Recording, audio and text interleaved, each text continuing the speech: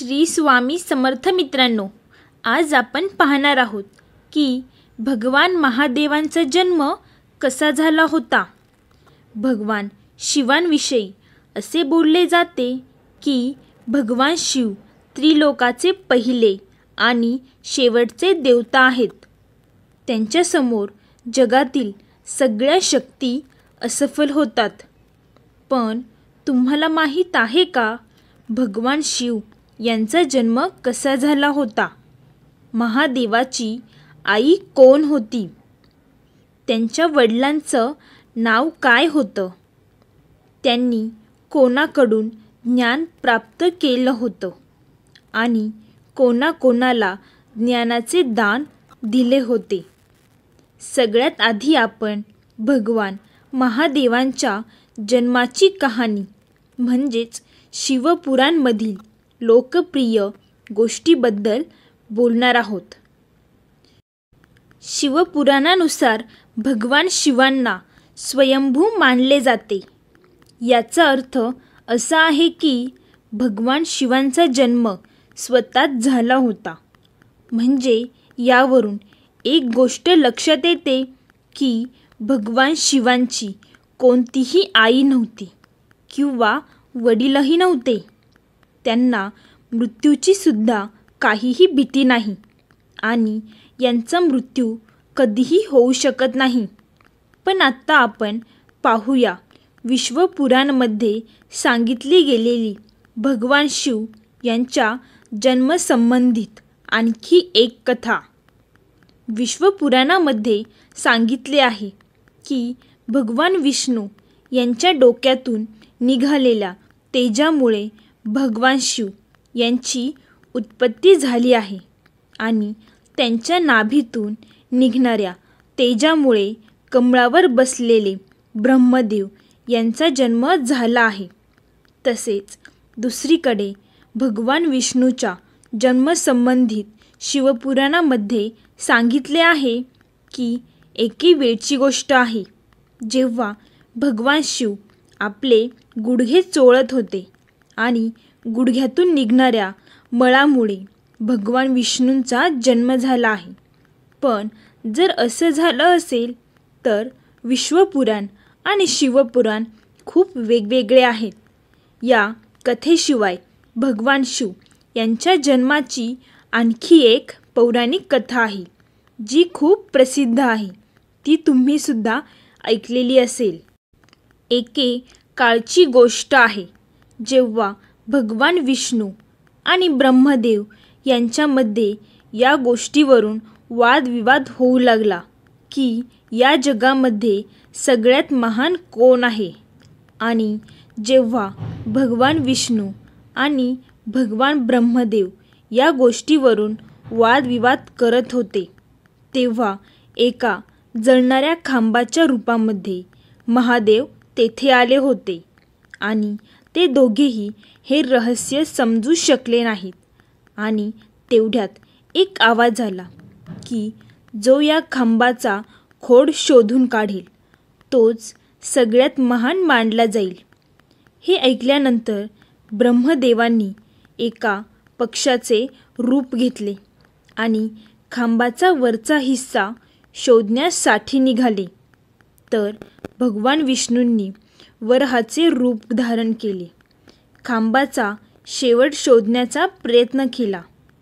खूप वेळ शोधल्यानंतर सुद्धा दोघांपैकी एकालाही खांबाचा खोड मिळाला नाही आणि दोघेही हार मान्य करून परत आले. यांच्यानंतर भगवान शिव त्यांच्या खऱ्या रूपामध्ये आले आणि मग भगवान विष्णू आणि भगवान ब्रह्मदेवांनी हे मान्य केले की महादेवच सगळ्यात महान आणि शक्तिशाली आहेत. महादेवापेक्षा मोठी शक्ती या जगामध्ये कोणतीही नाही. याचबरोबर शिवपुराणमध्ये सांगितलेला गेलेला खांब ही गोष्ट दर्शवत आहे की न तर भगवान शिव यांचा जन्म झाला होता, न यांचा अंत आहे. आणि एक कारण तर हेच आहे की भगवान शिव यांना स्वयंभू म्हणतात. म्हणजेच भगवान शिव यांचा अंत नाही, ते अमर आहेत. आत्ता आपण पाहूयात भगवान शिव यांच्याविषयी आणखी एक गोष्ट जी सगळ्यात जास्त प्रसिद्ध आहे. भगवान ब्रह्मदेव भगवान शिव यांचे वडील आहेत का, याचीही कहाणी लोकांमध्ये खूप प्रसिद्ध आहे. तर अशा प्रकारे भगवान शिव यांनी ब्रह्मपुत्राच्या रूपामध्ये जन्म घेतला होता. याच्या मागे विश्वपुराणामध्ये एक पौराणिक कहाणी आहे, ज्यानुसार जेव्हा पृथ्वी, आकाश, पातळ पाण्यामध्ये बुडाले होते, तेव्हा भगवान विष्णूशिवाय कोणतेही देव किंवा प्राणी या जगामध्ये नव्हते. तेव्हा विष्णूच पाण्यावर आपल्या शेषनागावर झोपलेले दिसून येतात. यानंतर त्यांच्या नाभीतून कमळाच्या दांडीवर ब्रह्मदेव प्रकट झाले. जेव्हा भगवान ब्रह्मदेव आणि भगवान विष्णू या जगाविषयी बोलत होते, भगवान शिव प्रकट होतात. त्यानंतर ब्रह्मदेवांनी त्यांना ओळखण्यास नकार दिला. या कारणामुळे भगवान शिव नाराज झाले आणि त्यांच्या नाराज होण्यामुळे भगवान विष्णू यांनी यांना दिव्य दृष्टी देऊन ब्रह्मदेवांना भगवान शिव यांची आठवण करून दिली. त्यानंतर भगवान ब्रह्मदेव यांना त्यांच्या चुकीची जाणीव झाली आणि महादेवांची क्षमा मागून त्यांनी आपल्या पुत्ररूपाने जन्म घेण्याचा आशीर्वाद मागितला.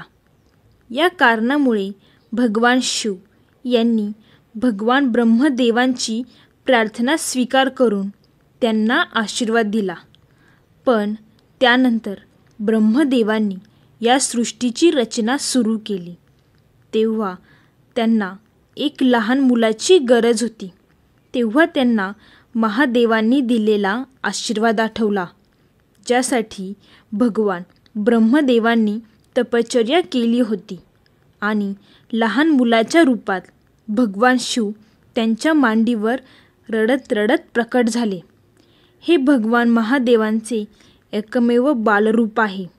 जेव्हा ब्रह्मदेवांनी त्यांना त्यांच्या रडण्याचे कारण विचारले, महादेवांनी सांगितले की त्याचं काहीही नाव नाही. तेव्हा ब्रह्मदेवांनी भगवान शिव यांचे नाव रुद्र ठेवले. एवढे झाल्यानंतर सुद्धा भगवान शिव शांत बसले नाही. ब्रह्मदेवांनी त्यांना दुसरे नाव दिले, पण भगवान शिवांना ते सुद्धा आवडले नाही आणि ते शांत बसले नाही. त्यामुळे भगवान शिव यांचं रडणं थांबवण्यासाठी ब्रह्मदेवांनी त्यांना 108 नावं दिली.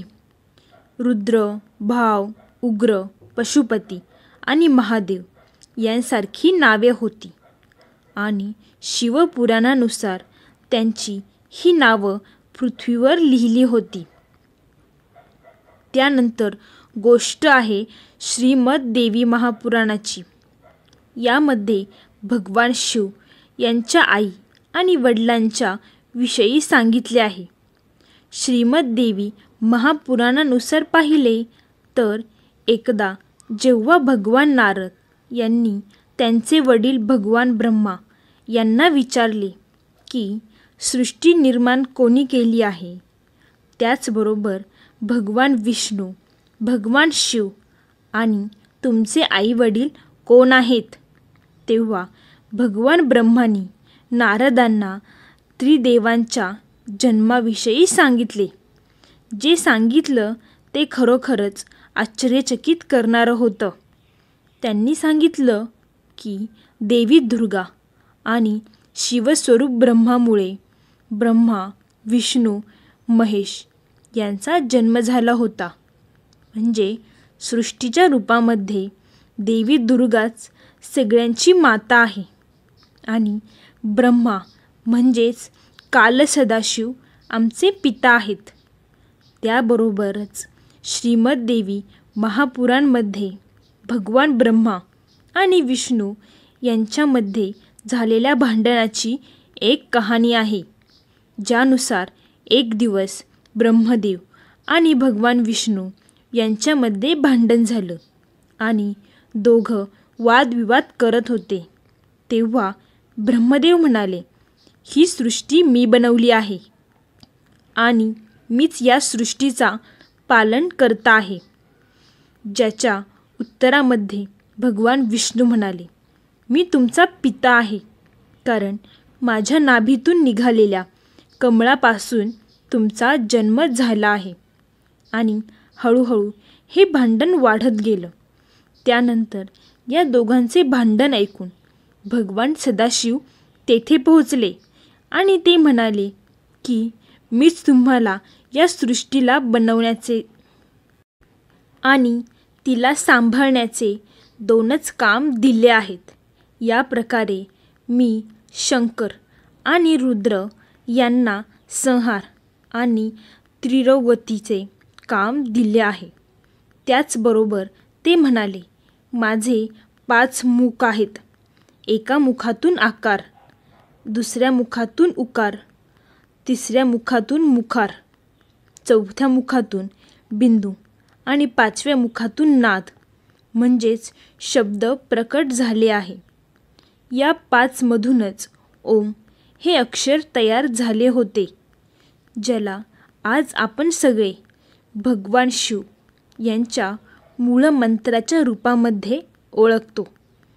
एवढं बोलल्यानंतर भगवान ब्रह्मा आणि भगवान विष्णू यांनाही समजले की भगवान शिव यांच्यापेक्षा जास्त शक्तिशाली या जगामध्ये काहीही नाही.